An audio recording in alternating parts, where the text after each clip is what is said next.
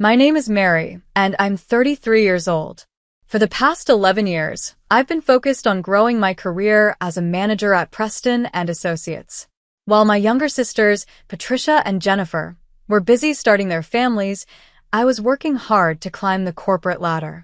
Don't get me wrong, I love my job, but sometimes I wonder if I've missed out on something important. No husband, no kids, just me and my corner office with a city view. One regular Friday morning, my phone rang. Patricia's name popped up on the screen. I answered while sorting through a pile of reports on my desk. Hey, Mary. Patricia's cheerful voice came through the speaker. At 27, she's always been the bubbly one in the family. Got a minute? Sure, what's up? I asked, pushing some papers aside while half paying attention and reviewing quarterly numbers. You know Mom's turning 63 in 3 months, right? She paused for effect. Well, we're planning something special, and we need everyone to chip in. That caught my attention.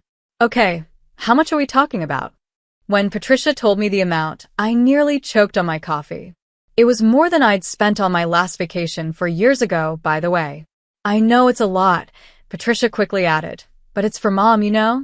No, it's fine, I said, already opening my banking app. I'll send it over now. Great. Oh, and one more thing, Patricia added. Make sure to take a week off for the celebration. Don't plan anything else during that time, okay? The next few weeks flew by in a blur of meetings and deadlines. Every now and then, I'd wonder what Patricia and Jennifer were planning with all that money. But whenever I asked, they'd just give me vague answers and change the subject. Eventually, I got so busy with work that I stopped thinking about it altogether. Then came the Wednesday dinner. We all gathered at our parents' house. Mom, Dad, my sisters, Aunt Elizabeth and her kids, my cousins David and Laura. The usual family dinner chaos surrounded us. Dad was telling his same old jokes. Mom was busy making sure everyone's plates were full, and the chatter filled the room. It all felt familiar, comforting even, until Patricia decided to drop a bombshell. So, Patricia said, casually pushing peas around her plate, we've finalized the plans for Mom's birthday. We're all going to spend a week at Mountain Pine Resort. The table exploded with excitement. Mom was grinning ear to ear. Dad started talking about hitting the slopes, and my sisters were already planning which ski runs they'd try. Why didn't anyone tell me earlier? I asked, feeling a bit left out.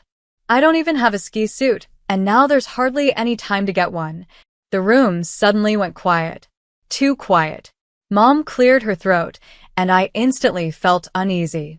I could tell from her tone that whatever she was about to say wasn't going to be good.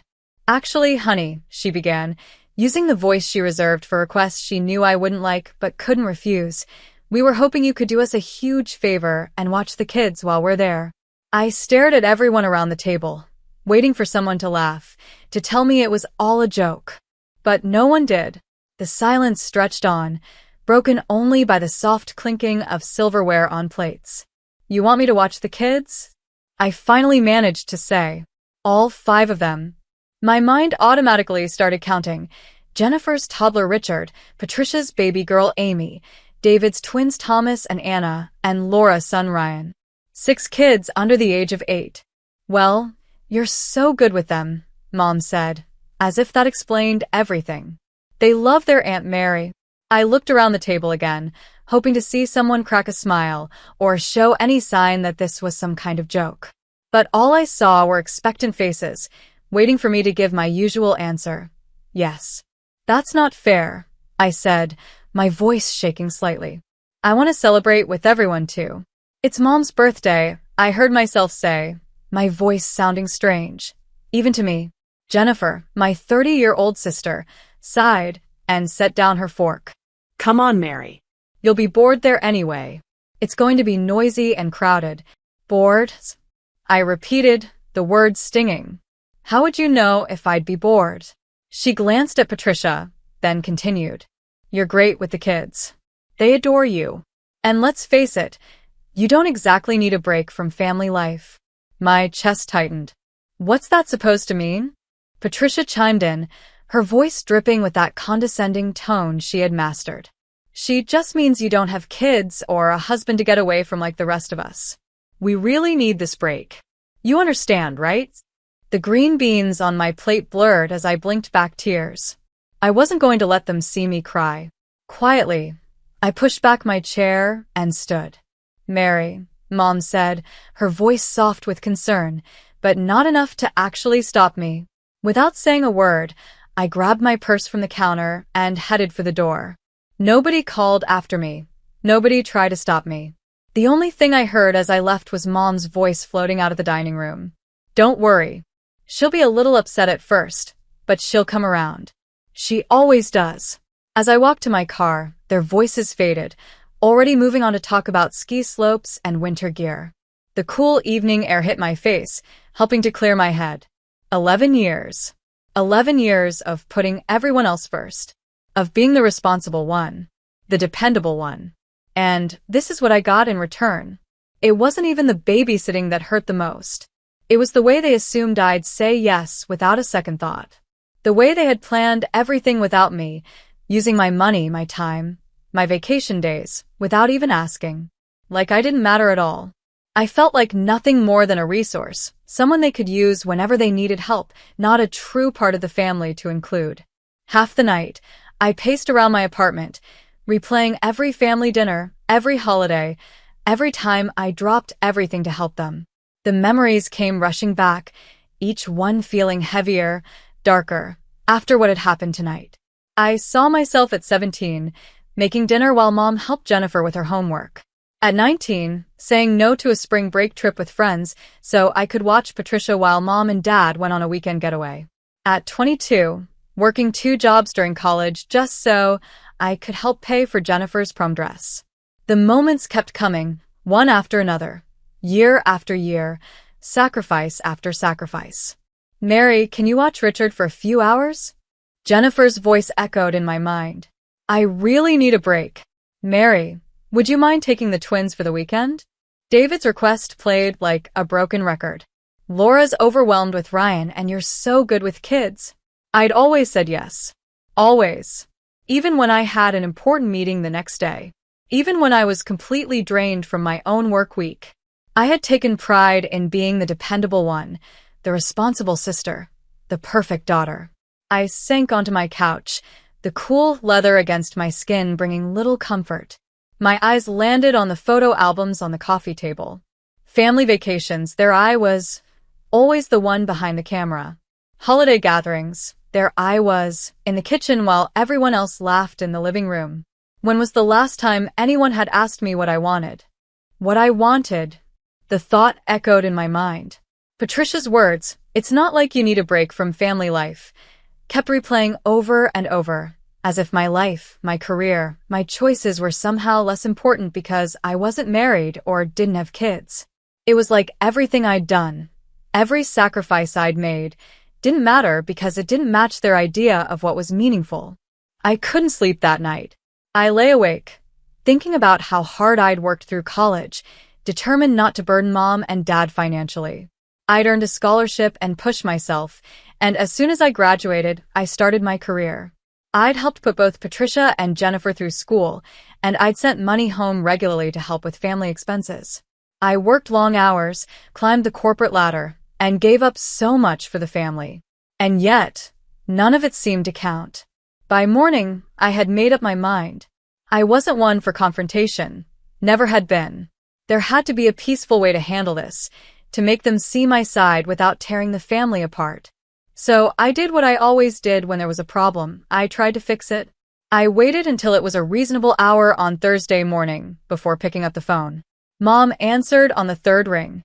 "Hi, Mom," I said, keeping my voice calm and steady. "I've been thinking about the resort trip, and I have an idea. I'll pay for a professional babysitter to watch the kids. That way, everyone can enjoy the celebration together." There was silence on the other end of the line. A silence that stretched just a little too long. When Mom finally spoke, her voice was tight.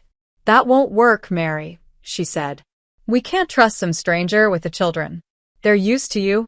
I want to be part of the celebration too," I tried to explain. "I want to be there for your birthday, Mom. I can find a really good babysitter, someone with great references." "You're not exactly a social butterfly," she interrupted sharply. You'd probably feel out of place with all the noise and activity anyway. The kids will keep you busy, and you love spending time with them. It's perfect for everyone. Before I could respond, the call ended with a sharp click. I stared at the phone, still pressed to my ear, as her words sank in. She hadn't even said goodbye. I was still processing what had just happened when my phone buzzed again. Patricia's name lit up on the screen. I barely had time to answer before her angry voice hissed through the line. "How dare you?" she snapped. "Mom just told me about your little suggestion to hire a babysitter. Are you trying to ruin everything?" I sat up straighter, caught off guard by her hostility. "Ruin everything? I'm trying to find a solution that works for everyone." "We already have a solution," Patricia shot back, her voice rising. "Everything's planned, Mary, everything. And now you're being completely selfish, trying to change all our arrangements at the last minute." Her words hit me like a slap. "I'm being selfish?" I asked, my voice trembling. "Yes, you are," she shouted. "We've been planning this for weeks. Everyone's excited. The resort is booked, the activities are scheduled, and now you want to mess it all up just because you can't do this one thing for the family." My hand started shaking. "One thing? Are you serious?" "You know what?" Patricia snapped. "If you ruin this trip for everyone, if you spoil Mom's birthday celebration, don't bother talking to me again." "I mean it, Mary." The line went dead. I sat there, stunned by my younger sister's threat. Moments later, my phone buzzed with incoming messages.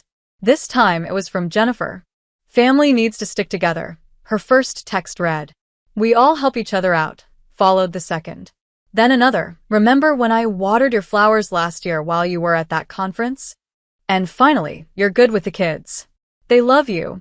Why can't you just stop being resentful and think about what's best for the families?" My fingers flew across the keyboard as I typed my reply. A real family doesn't take advantage of each other. A real family respects each other's wishes and includes everyone in their plans. A real family doesn't manipulate or guilt trip one another. I watched the 4 dots appear, then disappear, over and over. But no reply came. That's when it all clicked. The way they'd asked me for money without explaining what it was for, how they told me to take time off work without mentioning the resort, the casual way they announced their plans at dinner like everything was already decided. They'd planned this from the start. While I was working late nights, babysitting their kids, and being the perfect daughter and sister, they were secretly arranging this trip. They used my money, decided my schedule, and planned to dump 6 kids on me without even asking. And now that I wasn't playing along with their plan, they were pulling out every trick they had: guilt, threats, emotional blackmail, anything to shove me back into the role they'd assigned me. But something strange happens when you finally see through the fog of manipulation. Suddenly, everything becomes clear. And as the guilt that had weighed me down for years lifted, it was replaced with something else entirely: determination. I opened my laptop and started searching. Within an hour, I had booked a beachfront hotel in New York. It wasn't too fancy, but it had a balcony overlooking the ocean and was close to everything I might need. I even treated myself to a first-class plane ticket. After all, I wasn't spending money on skiing. The next few days at work were surprisingly calm. My family had stopped calling and texting, probably assuming I was busy at home preparing for a week of babysitting. Maybe they thought I was stocking up on snacks or planning activities for the kids. The thought made me smile as I packed my suitcase with beach clothes and a brand new swimsuit. Tropical vacation in the middle of winter?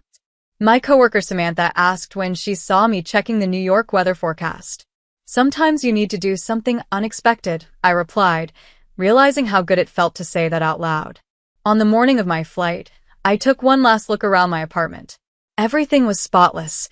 The fridge was empty, the windows were locked, and the place was perfectly in order. A force of habit, I guess. But this time, I wouldn't be here to answer any last-minute phone calls begging me to babysit. As the plane took off, I turned off my phone and tucked it into my bag.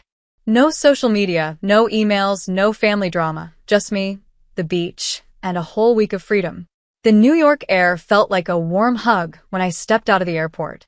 Palm trees swayed in the breeze, and even from there, I could smell the salty ocean air. My hotel room turned out to be even better than the pictures. The balcony offered a stunning view of the endless blue horizon, and the sound of waves crashing on the shore was soothing.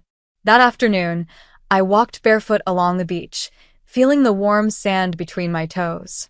When was the last time I had done something like this? When was the last time I had done anything just for me? I spent my days swimming in the hotel pool, reading a book without interruptions, and enjoying quiet dinners at a beachside restaurant. No one needed me to cut their food or clean up spills. In the evenings, I watched the sunset from my balcony, sipping a glass of wine, without a single thought about bedtime routines or morning schedules. On my last morning in New York, I soaked in the peacefulness, knowing I'd have to turn my phone back on eventually and face whatever chaos was waiting for me.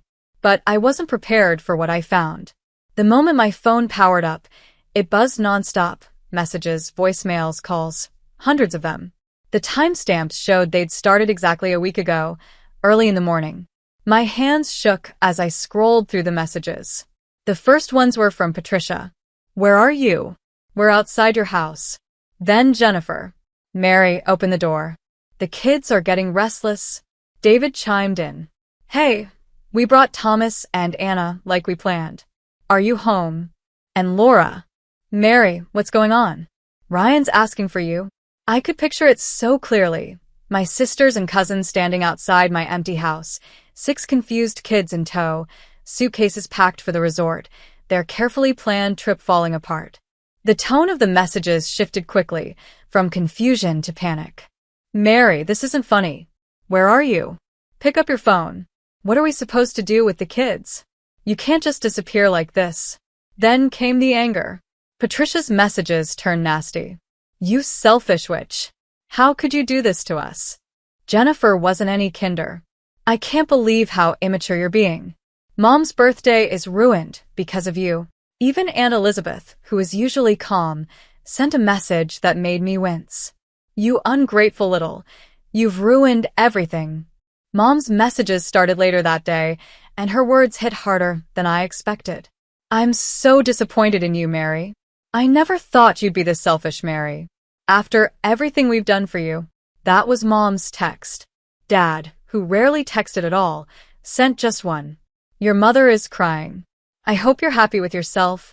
The voicemails were even worse.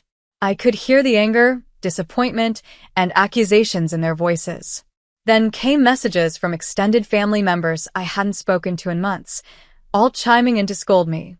"You've always been so reliable. How could you do this to your own families? Those poor children.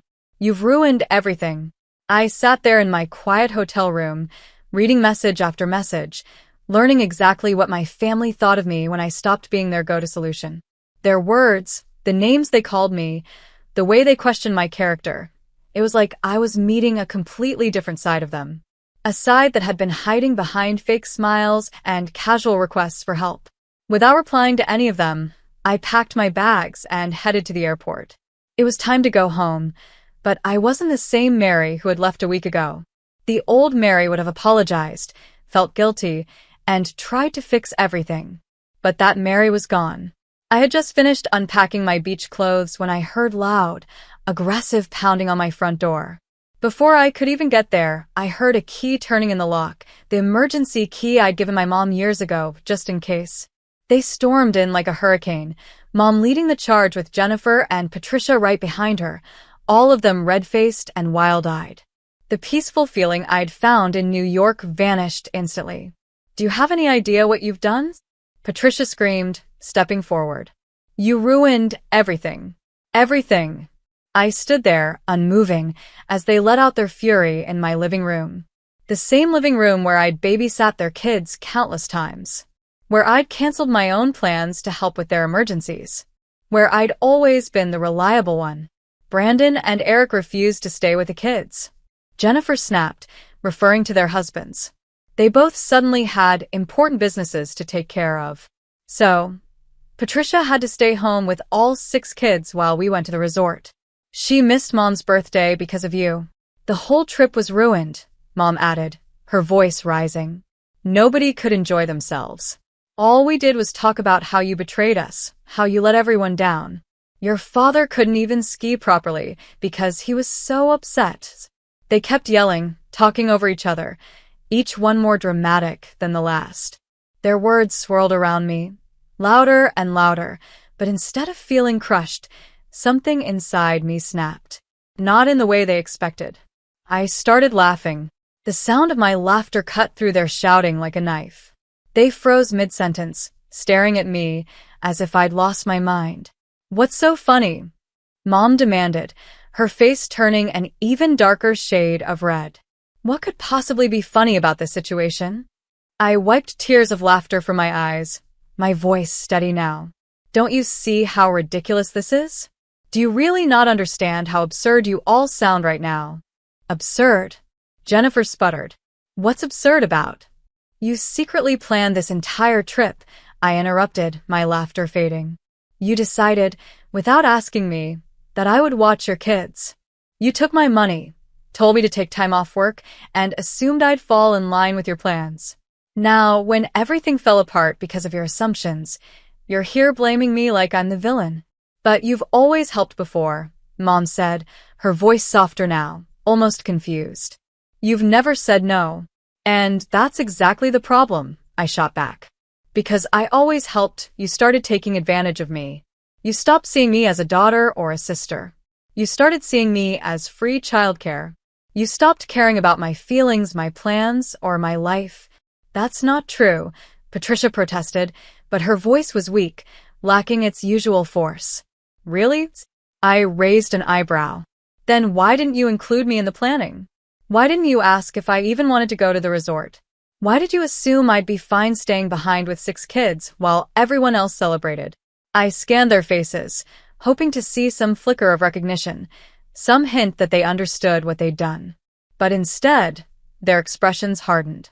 "You're being selfish," Mom said, her voice icy.